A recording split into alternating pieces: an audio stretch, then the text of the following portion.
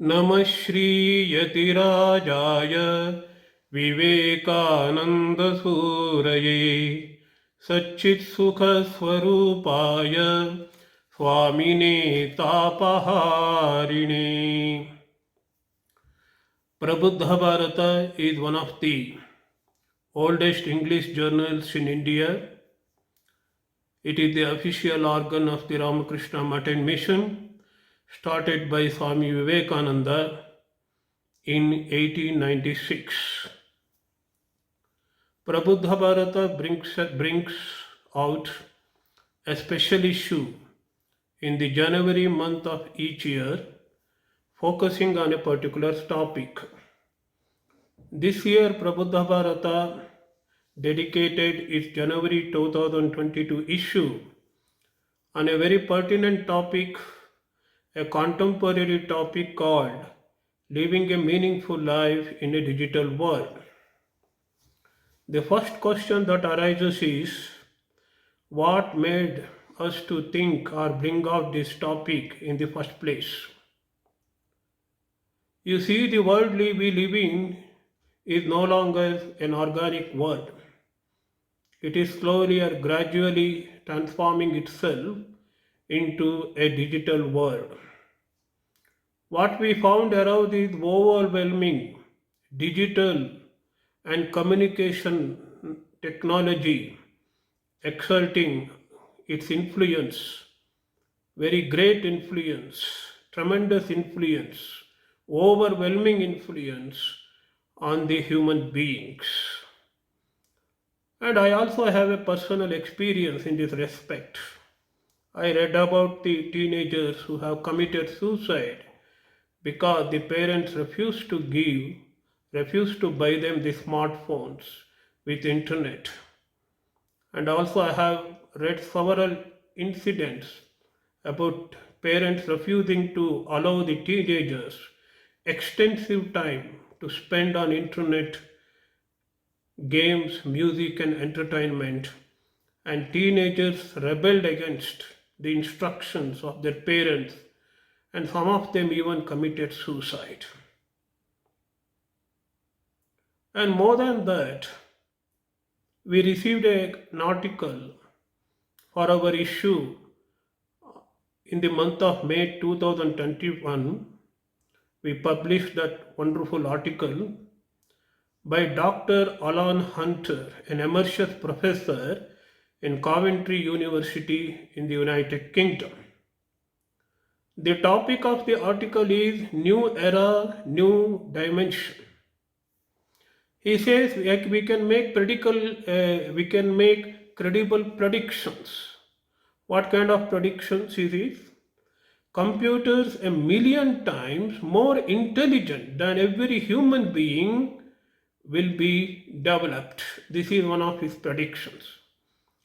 The second prediction is artificial intelligence will surpass human beings as the most capable forms on earth. This is the second prediction. The third prediction is machines will calculate, communicate beyond the comprehension of the human beings.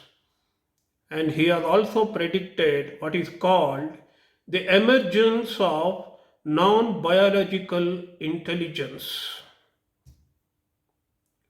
All these things are really overwhelming to me because I believed the human beings are of the most important species on the earth, and according to Vedanta, human beings are not just human beings, they have a potential divinity in them. That potential divinity is the real factor, real entity in every human being. In contrast to that, the scholars are predicting what is called the non-biological intelligence. It is too overwhelming and frightening to a man like me. We have a nerve to connect each other. The human beings have a nerve to connect each other. And nowadays, people are rooting their connectedness, their mode of connectedness has become the internet or the gadgets connected with the internet. What is called social interaction has become a mode of spending more and more time in the digital world. And we use internet facilities for social interaction and other activities. And we are always connected with the digital gadgets. And man wants to connect each other. It is called notion of connectedness. And we have a definition of friendliness also as human beings. But unfortunately, the notion of connectedness and definition of friendliness are all changing rapidly due to the interference of the gadgets, digital gadgets. The route to intervention, the social intervention now, has always been through a digital device. Without digital device, we cannot even dream of social interaction. If we want to interact with another person of our choice, we take to Facebook or other social media features. We don't know how to interact with another human beings directly. We always want to take the help of the digital means. This is a rapidly changing scenario in this world. It's a global phenomenon. I will place some facts here. 2 billion people are tapping into internet today in the whole world. 5 billion people are using the mobile phones with internet or without internet. And most frightening thing is, in United States of America, 13 to 17-year-old, the teenagers are sending average nearly 110 text messages every day. That means the people are getting absorbed in the digital media. The digital media has become a primary reference point of their lives. It has become a phantom limb of their being. You know what is meant by phantom limb? Suppose your hand or leg is amputated. Still the person feels that he has a leg or the hand. It is the notion, it is an imagination, it is a fantasy. That is what is called the phantom's limb. Now the digital means, digital gadgets, the internet has become a phantom limb of our being. It has become so much a part of our being, like our hand, our feet, our eyes, etc. So it has led to an emergence of new state of self. What is self according to Vedanta? It is consciousness itself guiding every activity of our senses, limbs, etc. And that is called Atman. It is the idea of self in Vedanta. The devices are providing space for the emergence of a new kind of self, a new state of self. That self is split between the screen, the digital means, and the physical body. The physical body is real, but the being we are experiencing, our own self we are experiencing in the screen, in the computer, in the CPUs, in the what you call mobile phones, are the apparent self. Where is our self? Where is my self? Whether this self belongs to my body, physical body, or have I another kind of self? There is another kind of self we are feeling. It is the digital self. So we have two kinds of self now. One is self which is in the physical body, and another self which is in the digital media. That means we have so much identified with the digital media. Unfortunately, the distinction between the real self and the digital self or the virtual self is no longer entirely clear to us. The line has been blurred, and the flesh and the blood are mixed with circuits and the devices. The scholar says a new species is emerging. We are supposed to be Homo sapiens, but we are becoming what is called the Homo connectus. We are always connected with the circuits. We are always connected with the internet. Suppose the internet is switched off, internet is no longer available to us, we become as if we have lost a limb of our body. We have lost ourselves. We are filled with a kind of emptiness, a lacuna in our life. And this is the situation now. So we in Prabuddha Bharata felt there is an urgent need to inform the people of the serious consequences and effects of this new phenomena called digital delusion. Digital delusion. And it is our duty also to guide the people in the light of Vedanta, especially and in the light of life and teachings of Sri Ramakrishna, Sri Mata Sharada Devi, and Swami Vivekananda. They are the living examples of Vedanta in the modern day. We have to live a meaningful life. We have to understand the unreality of the digital world. Being surrounded by digital fantasies, still we have to maintain our serenity and we have to live a meaningful life.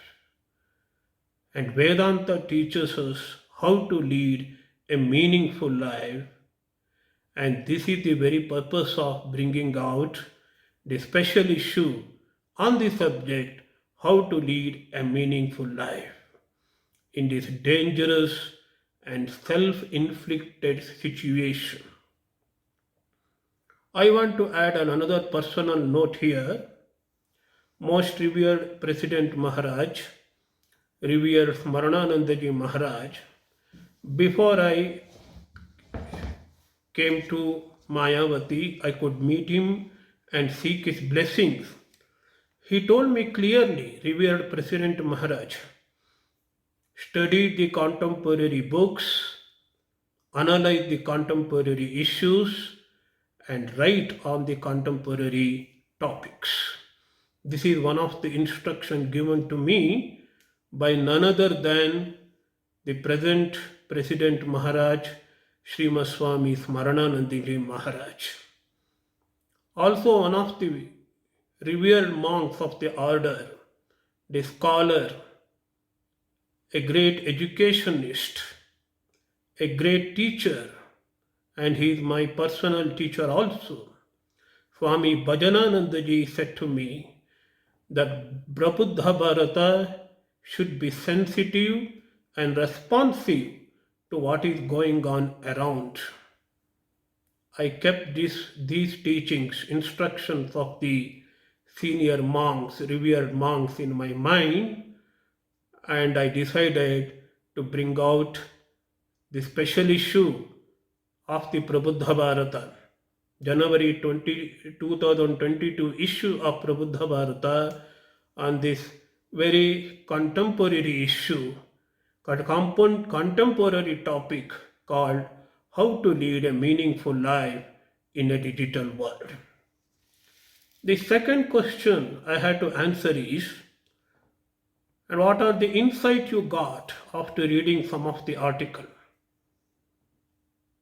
We have published 31 articles in all, some small and big.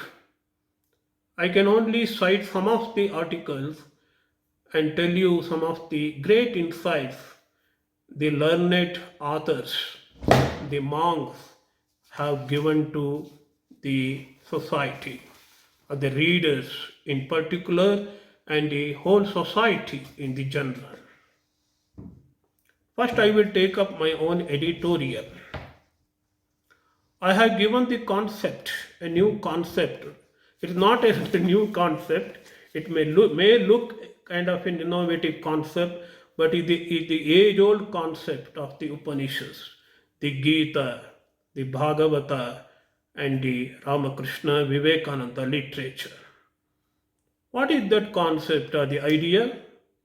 The digital consumption with spiritual awareness. What we have to develop is spiritual awareness. We have to practice the practical Vedanta as demonstrated in the lives and teachings of the Holy Trio. We have to consume the digital devices.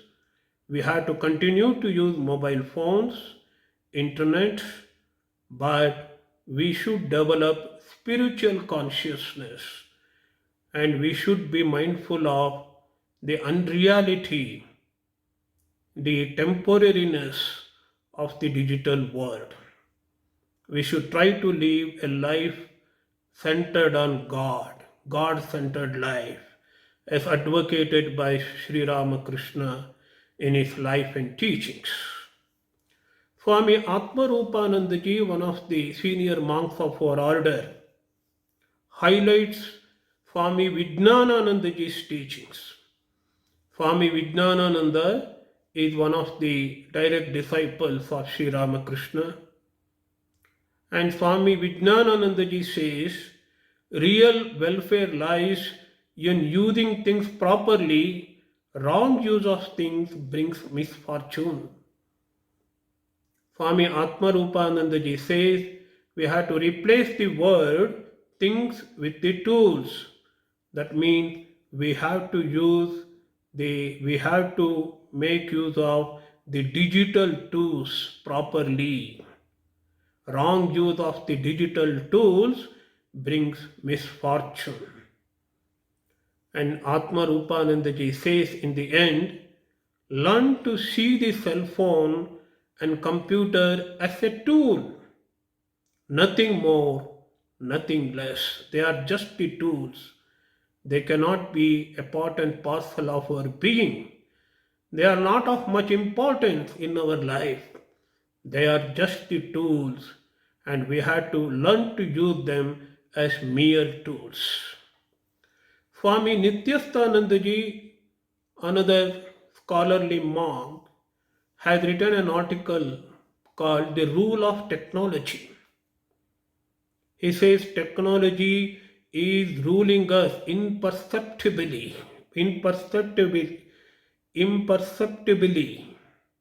He calls the phenomenon as technocracy.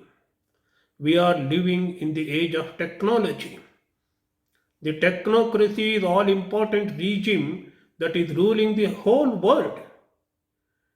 This rule of technology renders human life meaningless. And he opines the real source of happiness is not technology, but the close, unsullied human relationship. This is one of the great insights we can get from this special issue. Swami Satyapriyanandaji, another senior monk, gives the means of using the digital tools safely in our day-to-day life. He says the principle behind a happy, contented spiritual life is to take care of our needs and avoid luxuries. And Swami Atma Priyanandaji says there is a knowledge revolution that is going on in the digital age. Pravrajika Brahmaprana, who resides in United States, and she shows how we can survive and even thrive in the digital world if we are only mindful of the challenges and safeguard ourselves against them through the practice of the four yogas. She emphasizes on the four yogas to tackle the problems faced by human beings in the digital age. Swami Sunirmalanandaji, one of the former editors of the Prabuddha Bharata, in fact, Swami Satyapriyanandaji also was a former editor. Swami Sunirmalanandaji gives importance to the family values. And she says family is a training gymnasium. It is a spiritual gymnasium. And all the members are energized by the power of love, she says. What is the solution? The solution is to bring back the old tradition of family values. This is one of the great insights we can get in this special issue. Swami Satyamayananda, another former editor of Prabuddha Bharata, says we should learn about the reality from the Upanishadic sages by studying the description of Sushupti or the deep sleep that is described in the Upanishads. His title of the article is Understanding Deep Sleep According to the Upanishads. It's a very interesting scientific paper which gives many insights. And Swami Chidekananda, the production editor of Prabuddha Bharata, says one cannot have God vision and television, they cannot go together.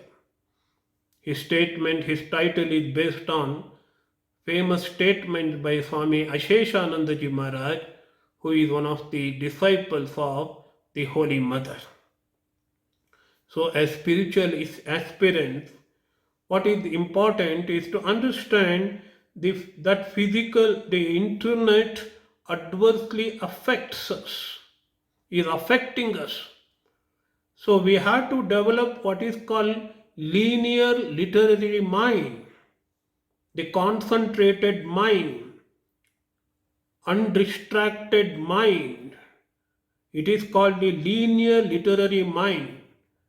So we used to use linear literary mind when we were studying the physical books. The studying or learning through the digital means no longer provides us that linear literary mind.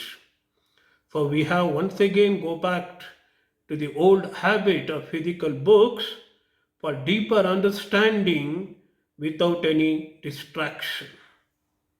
Swami Jnanishananda says the real intelligence lies beyond the realm of the senses, and it gives inspiration. That gives inspiration, that is in the realm of inspiration, is what is the real intelligence. And the true intelligence will offer us true wisdom. And Jnanishananda says what we need is the inner wisdom. And lastly, one of the younger monks, Swami Paramashivananda, has written a scientific research paper on meditation research perspectives from contemporary neuroscience. And he says one should encourage interdisciplinary meditation research and understand the fundamental aspects, fundamental purpose of the meditation in order to know the essence of the human existence. The third question before us is, what are the practical solutions to face the problems of the digital world? One of the solutions offered in the editorial is, as I have already told you, spiritual awareness.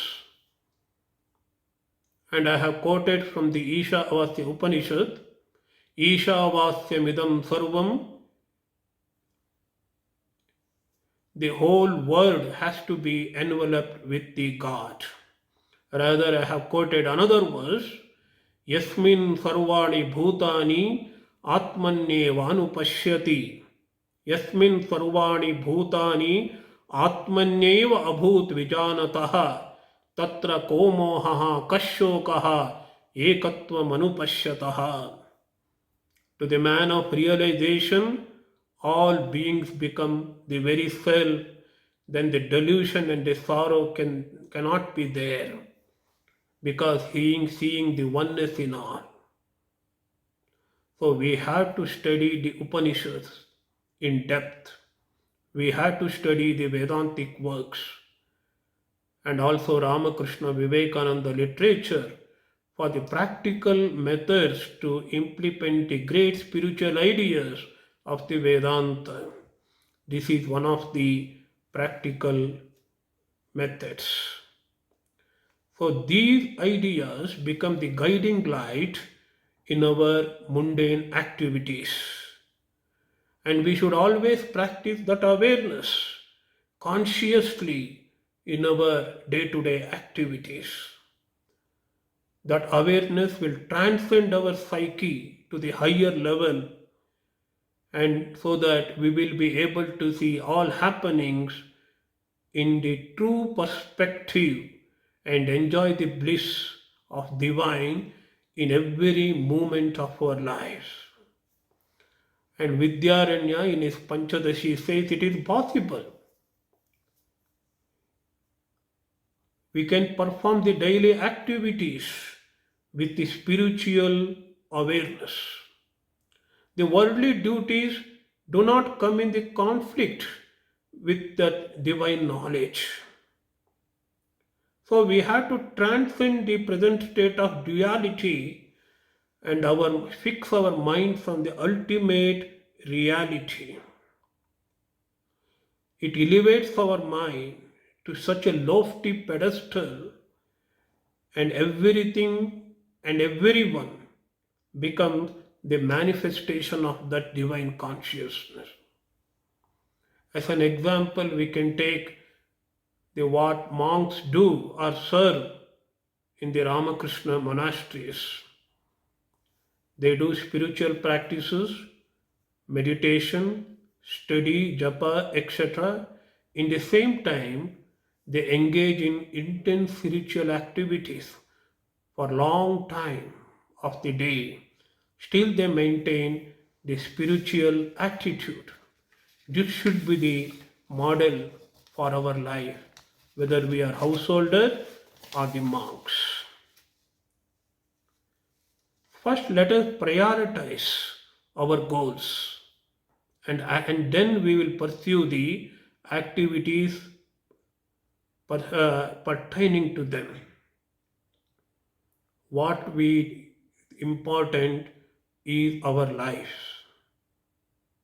There will be pleasure, there will be difficulties, suffering, there will be happiness, and there will be sorrow. Even in the midst of all of this, we have to maintain equanimity and concentrate on one goal, and that goal should be a spiritual goal. And make a spiritual goal at your primary or ultimate goal of life, then everything will fall in place. This is one of the practical method we can try to follow. We have to dedicate at least 2 hours, 2 to 3 hours every day in meditation, prayer, serious study, and deep thinking. at least 1 hour in the morning and 1 hour in the evening. For God's sake, for God's sake, switch off your mobile phone when you are meditating or doing this deep study. Don't keep your mobile phone in the room where you are praying, meditating, or doing studies.